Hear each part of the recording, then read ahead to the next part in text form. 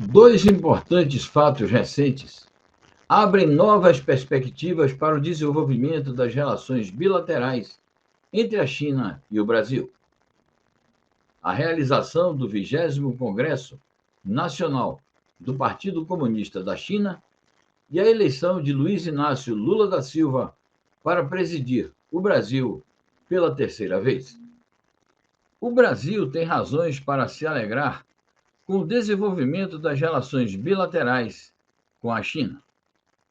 Afinal, são dois países emergentes de relevância internacional que estabeleceram com êxito uma parceria estratégica global. Com a eleição de Luiz Inácio Lula da Silva, as perspectivas de desenvolvimento dessas relações são as mais promissoras. O presidente da China, Xi Jinping, enviou uma mensagem no dia seguinte à eleição de Lula. Diz ele: a China atribui grande importância ao desenvolvimento das relações China-Brasil e está pronta a trabalhar com Lula para fortalecer conjuntamente a parceria estratégica global China-Brasil para um novo nível, de modo a beneficiar os dois países e os dois povos. O presidente chinês destacou também a amizade a longo prazo e o aprofundamento da cooperação mutuamente benéfica, que servem os interesses fundamentais dos dois países e conduzem à manutenção da paz e estabilidade regional e mundial e à promoção do desenvolvimento e prosperidade comuns. No novo período que se abre com a eleição de Lula, entram na ordem do dia tarefas como recuperar o país da crise econômica e social, combater a pobreza, retomar o crescimento econômico com redistribuição de renda, reindustrializar o país e vencer os desafios da crise ambiental. Em artigo publicado no jornal Brasil de Fato, o historiador e pesquisador do Instituto Tricontinental de Pesquisa Social e coeditor do Dongsheng, Notícias da China, a parceria entre o Brasil e a China pode ser uma das chaves para reverter a crise. O comércio bilateral atingiu em 2021 a cifra de 135 bilhões e 400 milhões de dólares, correspondendo a 683 bilhões e 980 milhões de reais, com um superávit comercial brasileiro recorde de 40 bilhões e 100 milhões de dólares, correspondendo a 202 bilhões e 700 milhões de reais. A China é a maior parceira comercial brasileira desde 2009. Os investimentos chineses no Brasil são volumosos. Em 2021, o Brasil foi o país que mais recebeu investimentos chineses no mundo, com 5 bilhões e 900 milhões de dólares, correspondendo a 29 bilhões e 800 milhões de reais, o que significa 13,6% do total global.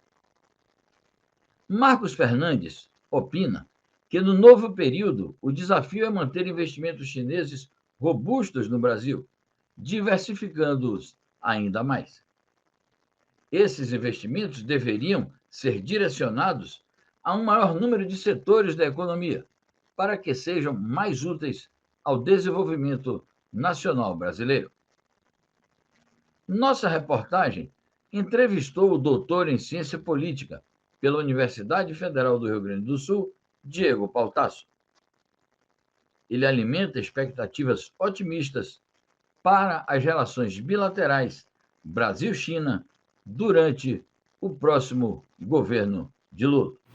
Depois da eleição do presidente Lula, o Brasil se coloca diante de si o desafio da reconstrução nacional, da reconstrução da nossa política externa. Afinal, o governo anterior desarticulou as principais iniciativas brasileiras, né, e rompeu, inclusive, com o padrão e princípios históricos do Itamaraty. Obviamente que nessa retomada de um país protagonista, à altura das suas dimensões geográficas, populacionais e da sua trajetória, o Brasil vai ter que reconstruir a sua inserção internacional. E a reconstrução da sua inserção passa, obviamente, pelo principal parceiro comercial do Brasil, que é a China. E para isso, o Brasil precisa, obviamente, definir um lugar estratégico para a China, inclusive como alavanca da retomada do nosso projeto de desenvolvimento nacional. A China teve um papel muito importante durante a assim chamada era lulista. Dezenas de acordos importantes foram firmados, se estabeleceu a COSBAN para justamente ter o pensamento e a condução de uma interação estratégica. A China fez a nossa parceria comercial disparar e, inclusive, o Brasil teve e vem tendo importantes superávites comerciais com o país asiático. Entretanto, a nossa pauta de exportação continua centrada em commodities, principalmente petróleo, minério de ferro e soja. E, obviamente, isso é incompatível com a posição, com o lugar que o Brasil pretende ocupar no mundo. Para isso, o Brasil pode, inclusive, se utilizar de um estreitamento das relações com a China para impulsionar o nosso desenvolvimento nacional. Para isso, é preciso que organizemos uma estratégia para lidar com o gigante asiático. O campo de possibilidades é muito grande. O Brasil não precisa inventar a roda. A própria China estabeleceu relações com seus parceiros, não é? A partir de uma série de requisitos que impulsionou o seu desenvolvimento. O Brasil pode reeditar adequado à nossa quadra histórica e às nossas necessidades. Eu vou elencar aqui algumas potencialidades importantíssimas para a gente pensar essa retomada das relações Brasil e China em outro patamar de sinergia. O primeiro, obviamente, o Brasil, nesse atual contexto, precisa desenvolver um grande programa de obras públicas, né? Seja porque gera emprego, seja porque tem um efeito encadeador na indústria, seja porque melhora a qualidade de vida e até a competitividade do Brasil. A China tem grandes empreiteiras, tem capacidade de financiamento, tem expertise em engenharia. Ela pode ser um elemento chave para impulsionar a construção de ferrovias, rodovias, portos, metrôs, infraestrutura de comunicação e, inclusive, auxiliar a recuperação e a retomada das grandes empreiteiras brasileiras que foram destruídas pela antinacional política da Lava Jato. A China pode ser importantíssimo para impulsionar o setor ferroviário brasileiro, convencional, de alta velocidade e de metrô, completamente sucateado, né, sem investimentos, e isso pode ser feito com joint venture, com índices de nacionalização que impulsione a construção de trens, de locomotivas, de vagões, de dormentes em território nacional, em parceria com empresas brasileiras.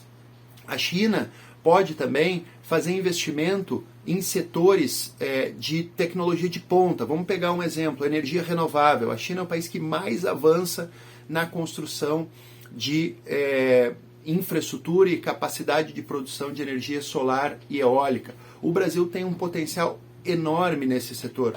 Peguemos o caso, por exemplo, dos painéis solares. Os painéis podem ser construídos no Brasil em parceria com empresas brasileiras, estabelecendo painéis em casas, apartamentos, com subsídios governamentais, com redução, abatimento de tarifas. O Brasil faz uma transição energética, industrializa no setor-chave, que é de produção de energia renovável. A cooperação pode se dar no plano tecnológico, afinal nós temos o CBERS, que é uma parceria que vem lá dos anos 80, que foi muito bem sucedida, quiçá o Brasil possa impulsionar a construção de lançadores na própria base de Alcântara, né, desenvolvendo ainda mais o setor no Brasil.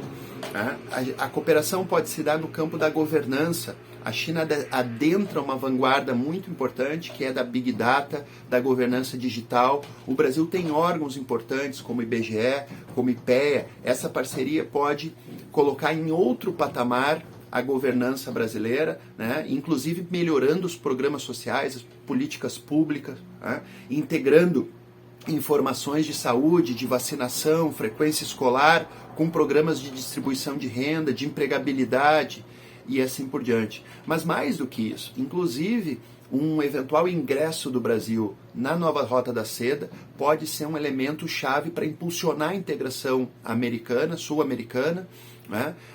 Retomando as obras de integração regional que foram completamente desarticuladas no governo anterior e utilizando a Belt and Road para impulsionar a integração sul-americana sob liderança brasileira, com forte parceria com a China. Bom, o fato é que o Brasil precisa repensar a sua inserção internacional. É inequívoco que a China tem um papel-chave.